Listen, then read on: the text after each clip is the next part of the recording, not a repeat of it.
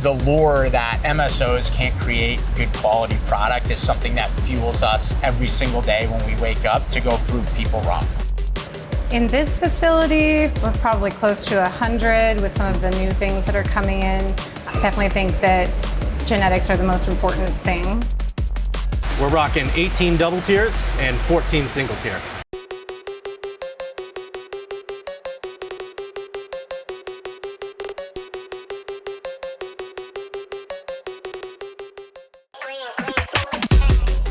We're in Apollo Beach, Florida at Verano Cannabis Company's giant facility, over 240,000 square feet. Now we're gonna see everything they do: cultivate, propagate, extract, make edibles. I got their team behind me. Y'all ready to film a CannaCribs episode? Yeah! Let's do it! To the left, to the left, to the right! Hey, let's get going inside! Yeah!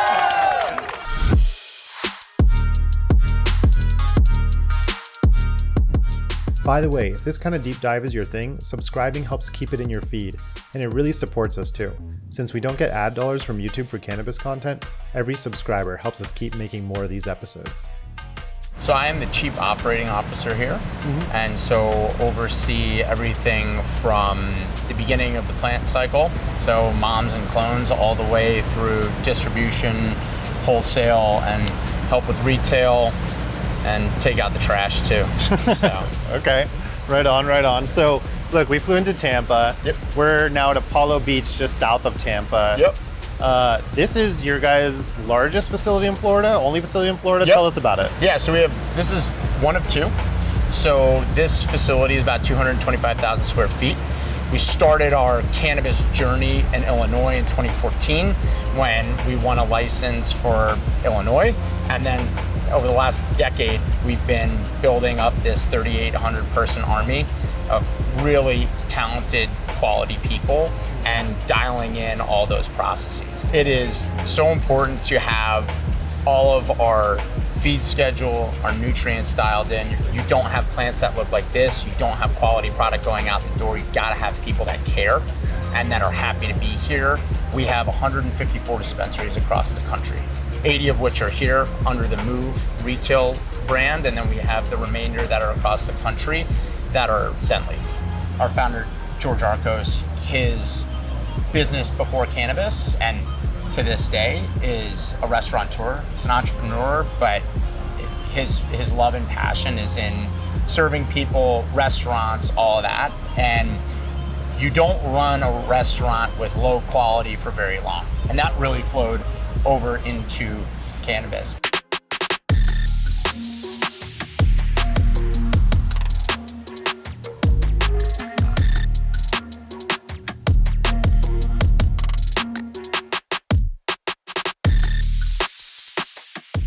I'm Vice President of National Cultivation. That means I oversee the 14 cultivation facilities that we have nationwide. So how'd you get started in cannabis? I actually kind of got started on accident. I didn't plan to get into this industry. I'd been living overseas in Australia, and then I was traveling in Southeast Asia, and I needed to go home to save up some money. My plan was to go to India. And so I went home to California. That's where I'm born and raised, in San Luis Obispo. And I took a job trimming, and I thought I would just do that for a couple months. I kind of just became hooked. So my mom was actually a grower in the 1970s on the Big Island of Hawaii.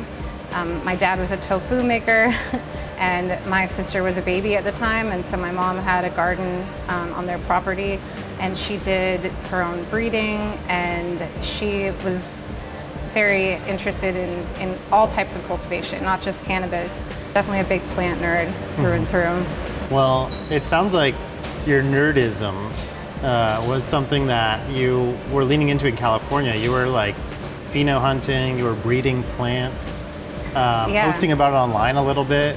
Yeah, it was fun in the smaller grow that I was in. I got to experiment a lot. I got to do all the pheno hunting, and California became incredibly competitive at that time, and really the only way you could stay relevant was to have, whatever the new hype strain was. So that was something I got really into, was just endlessly pheno hunting. And I started to post some photos of them, like all my pheno hunts online, and tagging the breeders. And that got a lot of traction on Instagram. Well, it's kind of cool that you were like headhunted to come here. They were like messaged, they slid into your DMs. Yeah, quite literally. Yeah. And at that time, I mean, I didn't think I was really ever going to leave California. That's where it's all happening. And I kind of thought it was a joke. It was like, Florida? I don't think that they have weed in Florida. But the medical program here is huge, and it just keeps getting bigger.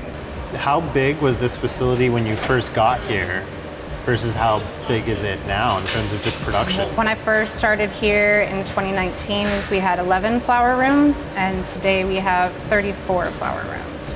But at that time too, everything was single tier, and we have made almost all of our flower rooms double tier at this point, so it's gotten a lot larger. In this facility, we're probably close to 100 with some of the new things that are coming in. We're endlessly adding new strains to the genetic library through pheno hunting and through some partnerships that we have with some different breeders. I definitely think that genetics are the most important thing. This facility is also kind of like your hub of research and development for Verano. And like, how do you guys do R&D here? We are fortunate enough to have 3 small R&D rooms where we can test whatever we want to try out. We can do nutrients, we can do different lights. We're constantly getting new equipment and new things sent to us to trial, so that gives us a nice controlled environment. We can do trials of the same genetics in all 3 rooms, but feed them all a slightly different recipe, and then we can compare and analyze the results of that. And then at the same time, you're going to have like your OG favorites, things that are always going to be on the menu that everybody enjoys. Mm-hmm. Give us some examples of those. Modified grapes would always come to mind. That's one that I actually pheno hunted that one in California. It's a symbiotic genetic strain. Same thing with cherry punch. That's another one that has done really well. Are there like some strains that honestly just like Florida market just loves? They've taken off in Florida, but maybe not even in other states? Yeah, Guru comes to mind. That's actually a Swamp Boys seed strain, and they're from Florida. Mm-hmm. And that strain has been a cult favorite here in Florida. Well, Marina, a whole bunch of these strains are coming from California. I want to see how they get started. Yeah, I'm looking forward to showing you. Is your irrigation clogging from your silica additive? Well, not anymore. VPS commercial silicone uses silica nanoparticles, ultra pure, stable, and instantly available to your plants. The newest technology and nutrient formulation has helped bring this product to life, offering growers the optimal solution for fertigation, clean irrigation systems, and foliar silica applications. Unlike conventional silica products, VPS commercial silicone does not cause precipitates or clog drip lines. The silicone nanoparticles go straight to work, strengthening cell walls, boosting vigor and yield, and defending against biotic and abiotic stress. And it's ultra concentrated. Just 1 gallon can treat over 9,000 gallons of nutrient solution. High tech, low dose, no hassle. VPS commercial silicone. Clean inputs for high output growers. Available at GrowersHouse.com. Link in the description below.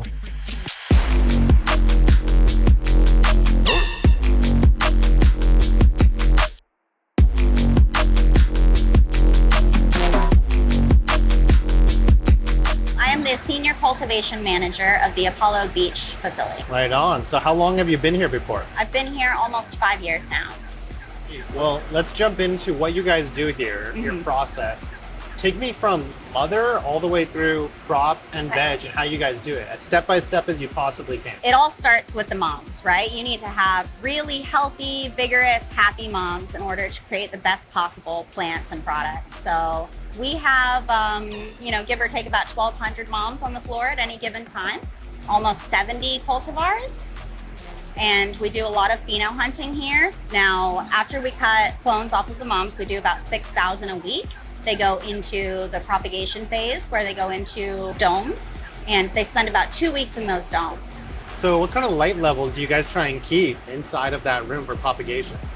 Yeah, so for the first 2 weeks right after they're cut off with their mom, we're trying to keep the micromoles fairly low, like 100 to 250.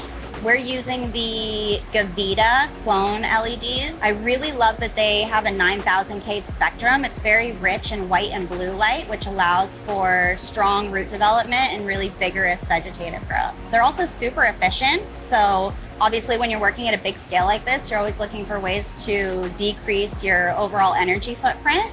And they're super easy to install. I installed most of the ones that we have in our clone room. So with switching to the Gavita lights, the most notable change that we saw was the decrease in the heat output. So we used T5s before and they were getting really hot, and especially when you're using propagation dome, it can just turn into like a little mini greenhouse. So let's even talk about what products you guys are using and what kind of environment you keep in that propagation room. So we're using the Organi plugs. They come pre-filled in a 50 cell tray. So we literally receive them, open them up, take them into the clone room, and they're ready to go. We started those just about a year and a half ago, and when I tell you, I've used about every plug that has been on the market. And as soon as we got these Organi plugs, we just fell in love with them. The whole prop team was so excited about the rooting success, as well as shortening the amount of time it takes to get roots consistently. With those Organii plugs, I really love the blend of cocoa coir, biochar, and peat moss. It's very porous, so it allows the roots to really find their way through that media. Really reduce the amount of labor hours that we spend prepping the prop trays, probably by about 25% when we switched to the Organii plugs from what we were using previously. So we are plugging clones today. I'm using these Organii plugs. I'm using this Ventana Plant Science cloning gel. It has this super cool sriracha style top here, so we can actually just do a tiny amount. These Organii plugs are so awesome. We've been using them for quite some time and they just always come really consistent. They're nice and porous, so I don't ever worry about them being too dense and the roots not being able to find their way through the media. Our roots are always really thick. The root hairs are nice and fluffy, white and healthy. I didn't have to pre-dunk these Organii plugs at all. They came pre-saturated. So with the pre-drilled holes in these Organii plugs, they're all just the perfect size for a freshly cut clone. I've used a lot of other plugs in the past where the holes are too big, and so it doesn't hug the clone the way that these ones do. These ones, the holes are just big enough to surround the base of the clone there, and that's really important when you're looking for roots. You don't want to have an open space in between the plant and the rooting media. And we're gonna have roots in 7 to 10 days. Once they have a really nice vigorous root system, that's when we're going to transplant them from the dome into a pre-veg pot. So we use 4-inch pots here. They spend about 2 weeks in that pre-veg phase. And again, we're really focusing on just making sure that they have the right amount of nutrients, good EC. We're feeding at about a 2.4, 2.5 EC in pre-veg. And then after that pre-veg, they go into a normal veg. Yeah, so we go from pre-veg into what we call mature veg. So they go from their 4-inch pot into a 3-gallon pot. We're using the Mother Earth 70/30 cocoa perlite, and we essentially pre-fill that pot, pre-saturate it with a nutrient mix at about a 2.4, 2.5 EC. We have tried a couple of different products in the time that I've been here. So at one point in my time here, we used a compressed coconut coir block. And we found that it took a lot of labor hours to actually blow that block up and break it down to make it so that the roots could actually find their way through the media, as well as the high EC coming right out of the bag.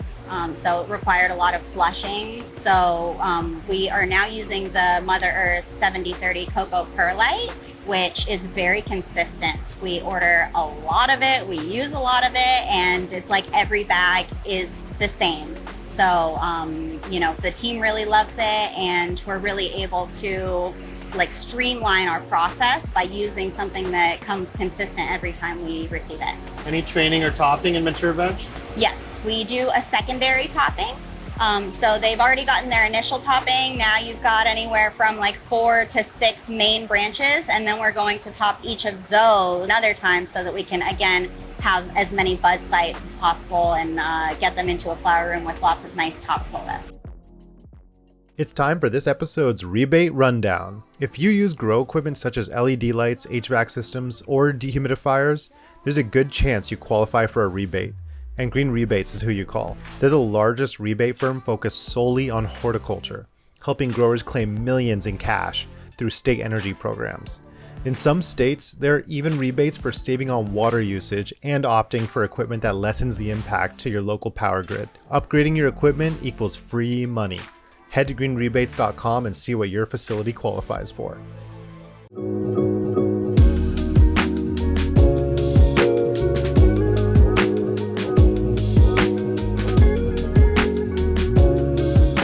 For those people who don't know, you have to basically grow everything and make everything that you sell in your dispensaries. So like if you want to sell a vape, you guys have to like make it at this facility or an edible or... There's no wholesaling in the market, so it is you make everything that you sell. So for us, quality is paramount. We've got 80 locations here, so we need to supply a lot of stores across the state. There are multiple brands coming out of this facility. I mean, Verano is kind of like a company that owns multiple brands. Can we chat about what those brands are? And, Sure. yeah, what products come out of them? So on the flower side, we have Reserve, which is our top tier flower.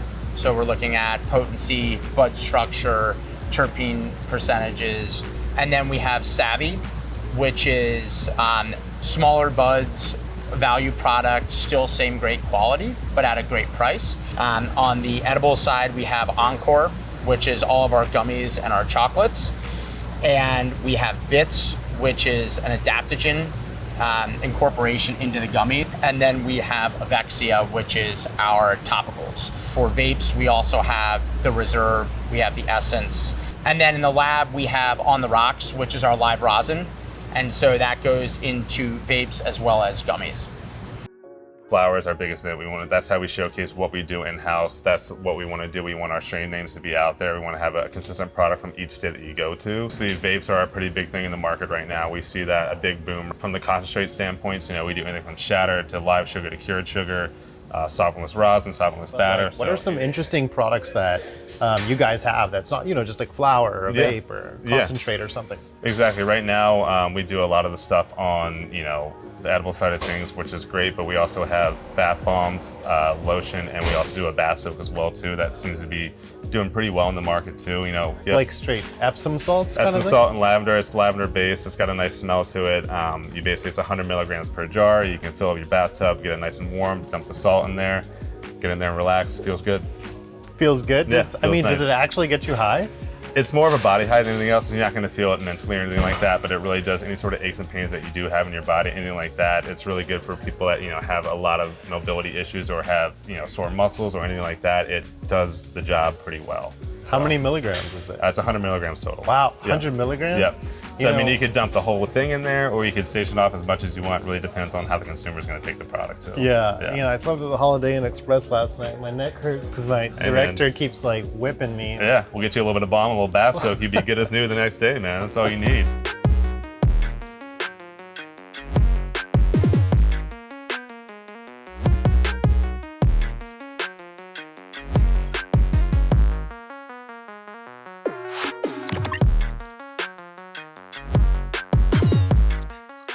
Well, Josh, Florida is home to two magical worlds, Disney and this flower room.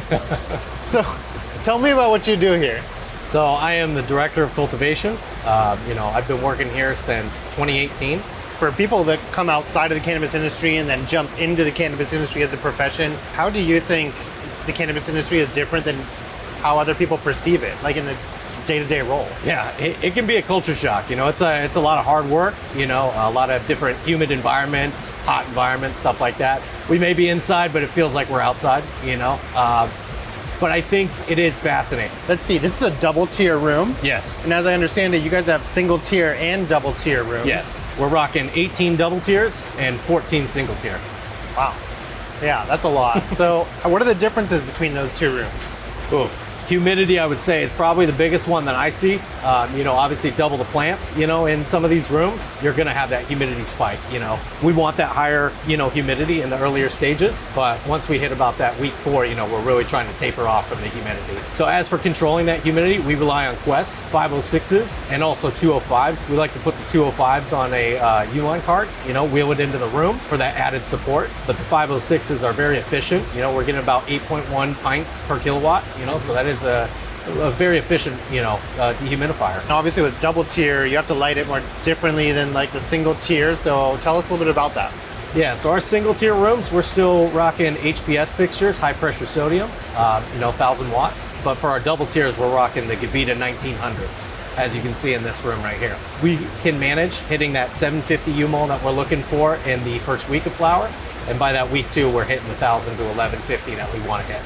So with the Gavita 1900s, they have the most efficient broad white light spectrum. We are hitting 35% energy savings by switching from those HPS fixtures over to these. At our Palaca facility, we are rocking CT 1930s in the flower rooms. We are hitting about 82 grams per square foot in those rooms. We're able to hit that 1,100 UMOLs that we're looking for. The quality of those flowers is incredible. Terpene expression is to the max, and potency is also hitting as well. So one of the benefits of using these Gavitas is that we've gotten a light layout from the team that made it very easy, very plug and play, very efficient. Tell us a little bit more about how you guys flower plants here and what your process is. So essentially when we hit load day, that's our flower. Right before that, we will sanitize, foam and fog our room with Sanidate. We want to make sure we have a nice, clean, sterile environment before we put these plants in here. That's very important. So when it comes to our load day, first thing that we're wanting to put is the nets in place and the drippers in. Day 7, we're usually doing a first prune is what we like to call it. And that's essentially eliminating that first bottom third of the plant. We want to make sure all that energy is going down from the root zone all the way up to the top of the plant. Aside from that, a couple things that we do is weekly drenches. The first drenches is hypochlorous acid, right? And then we will come back and re-inoculate with beneficials. We like to have a good dry back period on the front and back end of our day. So we won't feed for the first hour and a half after lights come on and before they go to sleep. Aside from that, we'll do a day 21 defoliation. The whole purpose of that is trying to add airflow into the center of the canopy, right? And also allow light penetration down into that canopy. We follow up behind that with a day 40 defoliation as well. The main purpose of that is really trying to get that light penetration down to the bottom of the canopy. So Josh, you guys are in Tampa area, and obviously this place got hit by some pretty big hurricanes over the last couple of years. Like, how do you run a cannabis facility in a hurricane zone? Yeah, 2 back-to-back hurricanes. It was a bit of a doozy for us, but thankfully we've got a generator, diesel powered, so it kicks on within 10 seconds. It can power the whole building for at least 2 to 3 days. So did anything go down? Thankfully, no. There was a lot of flooding on the other side of 41. That's the main street that we're on. But as for here at the facility, it was relatively untouched. What's up next? So up next, we've got Fertigation. So it's time to go see our guy, Richard Callahan. Let's go see Rich.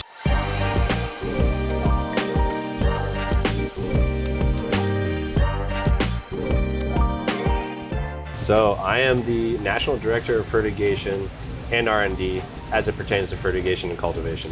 What's one of the most complex things about running the irrigation for this facility? I'd have to say that, we do like to bring a diverse variety of genetics to the patients in the state. So, part of that means that, with that diversity comes also a diversity in moisture needs. So sometimes, within an irrigation zone, we're trying to balance, what different strains need that drink at different, rates. We do have to have certain start times for these rooms, and sometimes you'll have a group of rooms starting together. So, just having those start times right and having your P2 finish right, your end of days watering finish properly, so you're carrying not too much moisture into lights off, but just enough to give you a buffer in the morning and have the plants wake up and not be wilting. Can you tell me a little bit about some of the stuff that you do R&D and maybe even some things that you guys have tried that have worked really well, or some things that honestly didn't work super well? Yeah. I really like to lean on where I came from and the scientific approach, because it's really important to control your variables or understand your variables. So each room, even if it's designed exactly the same, is somewhat eccentric. You know, there's going to be little pockets of heat or cool air, VPD differences. So, you know, a big part of what we'll do in those specific rooms in there is we'll control as many variables as we can. You know, so we'll put the same genetics and contain those to a table or a room, but you know, at the end of the day, we'll have the same genetics in this room as we will in this room, and we might pit one nutrient against the other, and so that there's very little differing factors except for that nutrient. Yeah, you know, one thing that I want you to elaborate on is you showed me the old Vice Grip nutrient squeezer. Tell me about that a little bit. I've met so many great people. One of them was Uncle John of Cutting Edge Nutrients, and he knows that I've been messing with the Hariba nitrogen, calcium, and potassium meters, the read ppms, and he'd endowed a really cool fabricated crescent wrench that has two kind of concentric stainless steel plates on it, and they have a little groove, and so what it's meant to do is smash petioles. And on that point, he had shared some of his experiences on what you may see with that sap, and it's incredible the differences. You know, you may see nitrogen values in the 4,000 to 6,000 range ppms, but then a healthy calcium range might be down under 1,000. It's only about $400 or so. You know, the labs are using equipment that's like $15,000, so it's a great spot checking tool. But I wouldn't put money on the fact that there's 221 ppms of calcium in this because the Hariba meter said so. But if it's low compared to the others, I'll say, hey, this is a great time to send it over to the lab with that $15,000 equipment and get a confirmation from them. You know, most people don't know this, but like, I used to live in Washington, and we have an aquifer there. Not a lot of people know that Florida has a large aquifer, and I didn't think they had an aquifer here. I didn't think you guys had an aquifer. Hey, in Washington. Yeah, it's just so flat here. I thought aquifers would be like, you know, where water's stored up high and it works its way down or something. I don't know. Tell me about it. You're an ecologist. Yeah. So, you know, Florida's aquifer is really special to us. It's very bountiful. It's, you know, the calcium carbonate layer below our state is just vast. I want to say it goes from 1,000 to even 2,000 feet in areas where it can store water. And so the calcium carbonate is often like celled, and it's almost like Swiss cheese, you know, so it's able to absorb and contain water. There's a lot of water there, and it does get replenished by fresh water, you know, in our rivers and our streams, ponds, things like that, and from the rain.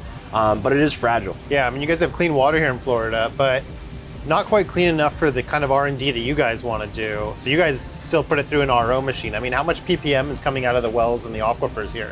Yeah, at times, you know, we could probably get 600 to 1,000 ppms, you know, coming in to the hyperlogic machines, and you know, we can get them down to under 20 ppm sometime, which is really nice. When we have as much as we have hinged on what we're doing, it's very important to have a blank canvas so we can paint with our nutrient lines, you know, so when we're trying to reach a certain EC and we have a certain specific balance we want to hit. So that's why you guys have this, right? Hyperlogic RO machine? Yes. These guys are great. We've got 3 of these machines. The first fertigation area has the HL11520, and then we have 2 HL11534s. And these can push out 19,000 gallons per day, which is great. They can have a 75% recovery, some great carbon filtration, some great reverse osmosis membranes. We have anti-scalant here to fight, you know, hard water buildup in the lines. We have a lot of maintenance procedures we'll go through, some cleaning in place procedures, CIP cartridges. We'll have an acid and a base cartridge to take out scale. The base cartridge will be for organics and the acid cartridge will be for scale. It's very pivotal in what we do. It's like literally the starting point, you know. Everything in this world is inputs and outputs, and we bring water in, and this is the first checkpoint. Really great to work with. Bill Perryman and many others on that front really help us keep things in line and great resources for us. I mean, I gotta say, you guys are gonna be running miles of drip, you know, and tubing through this place. I mean, like, how do you keep it clean? Like, what's your process for doing that? Yeah, that's a good one to touch on. So this definitely helps on the front end. Part of that process is we will add a small amount of hypochlorous acid into our feeds, and a nominal amount that, you know, doesn't impact the plants, doesn't impact pH, but it does deter organic growth, which is nice, and that's important for us. And then also, you know, when rooms are harvested, we'll push Sanidate through the lines at certain rates to, you know, knock down any kind of buildup in the lines, scale. Okay, Richard, let's go.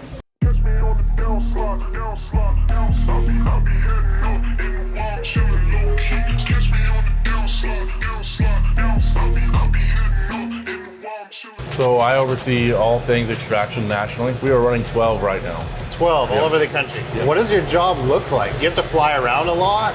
We travel a lot, yes. I've got directors below me, they also travel.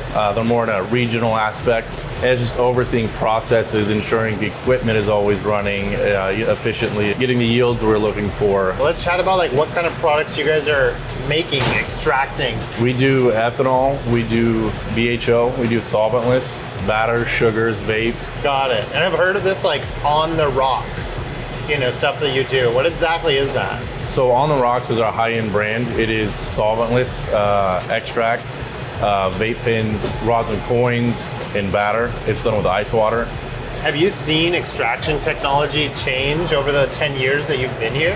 It's always evolving. It is always changing. You know, we went from, you know, almost 10 years ago doing it all by hand. You had some gloves on, you know, some cold water, you put the ethanol in the freezer the night before, and you're just old style washing it by hand. Yeah. Well, you're a big, strong guy. You don't want to do that anymore? Not anymore, not anymore. Yeah. So this Florida market, you know, it's kind of a unique market. I think of it as like a market that has a lot of young people and a lot of older people, maybe not a lot in the middle. So I mean, like, what are the product types that sell best in Florida out of the extraction lab? I mean, a little bit of everything. You know, just the vapes, they always sell. Dabbable concentrates are big here. These guys make a great dabbable concentrate here. Just a little bit of everything here. Ever heard of the Grow Off competition? It's a simple concept. It's a competition to maximize the cannabinoid and terpene content of a clone of the same mother plant given to all of the competitors. Recently, one of our partners at Lyra Luxury Cannabis won for the highest THC percentage at 31.76% using their proprietary cultivation techniques and additives. One product they used as part of their recipe is Stash Blend, a new, unique cannabis-specific plant additive with a proprietary formula made to maximize your plant's oil production potential. Introduce your plants to Stash Blend. Find the link in the description below. And now, back to the show.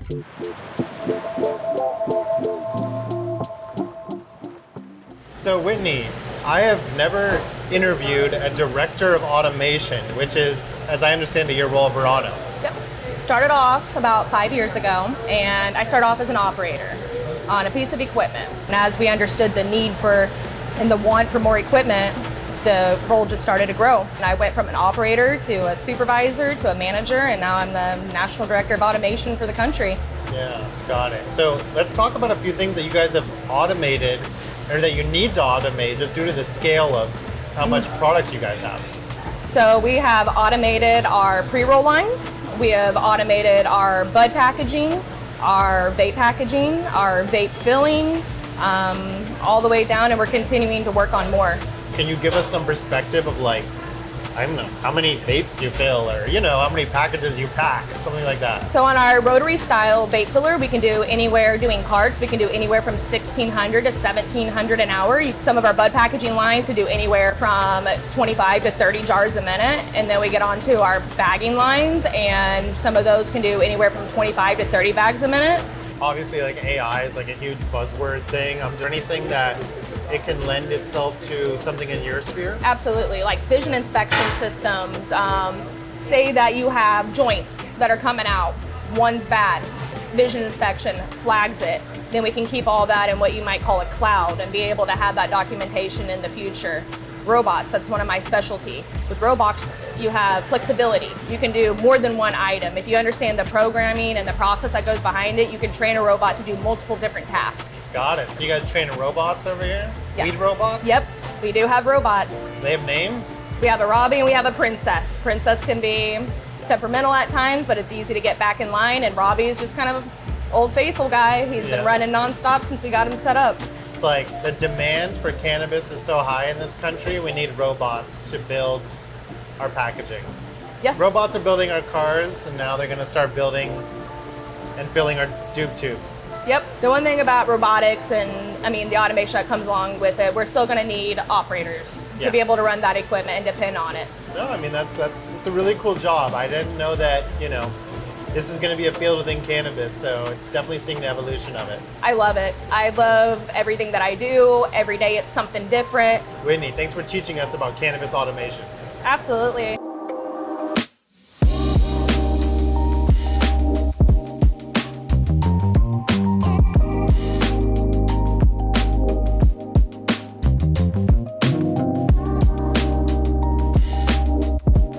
Dan, well, what is that official title then here?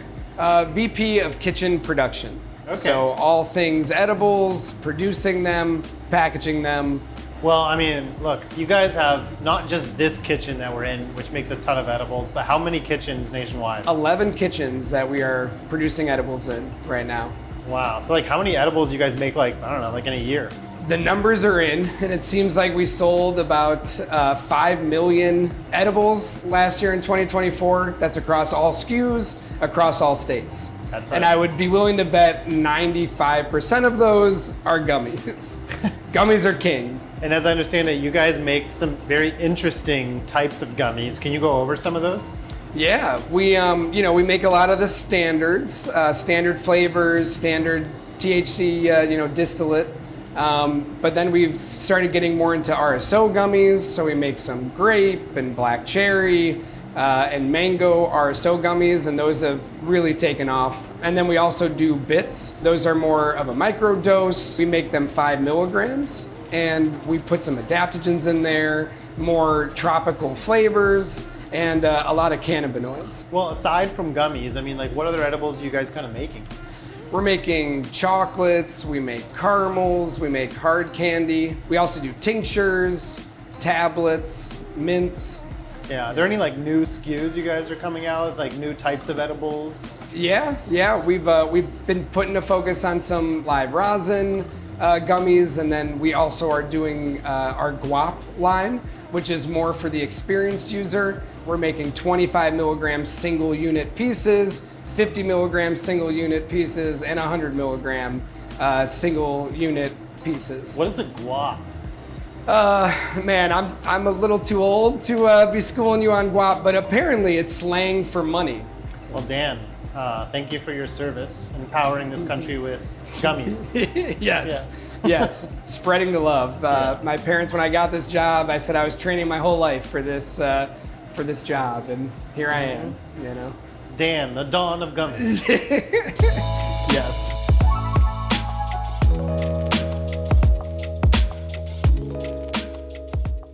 Where's the future of cannabis cultivation going right now? Like, what are you seeing out there? It's pretty wild. I think with the development of AI, there's a whole lot of new technologies that are going to be coming on board. Even some of the like video type of technologies, the cameras that can monitor your rooms, they can analyze your crops, they can predict your yields, they can scan for pests or diseases, so they can kind of do all your IPM scouting for you. Some of those video technologies are incredibly impressive. Mm-hmm. You're a large cannabis company that has facilities in multiple states. I mean, what is hard about being an MSO? Operating across a number of states in the most efficient manner that we possibly could, dealing with a misconception that MSOs can't produce quality. They can't operate effectively to produce top tier flower, edibles, vapes, all of that. An advantage because we have so many people. We have the 3,800 people here. We have people who have been in this industry for decades that are bringing all of their best practices to this company.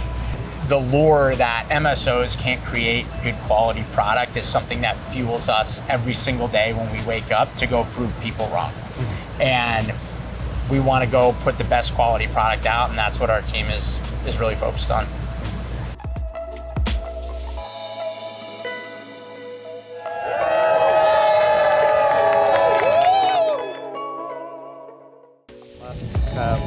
Coffee.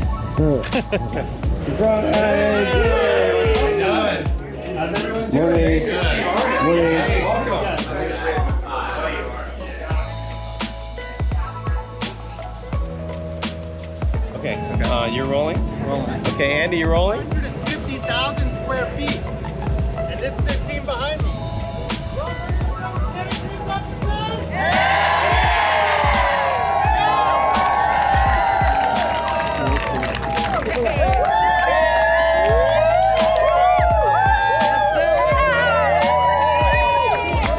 Thank you.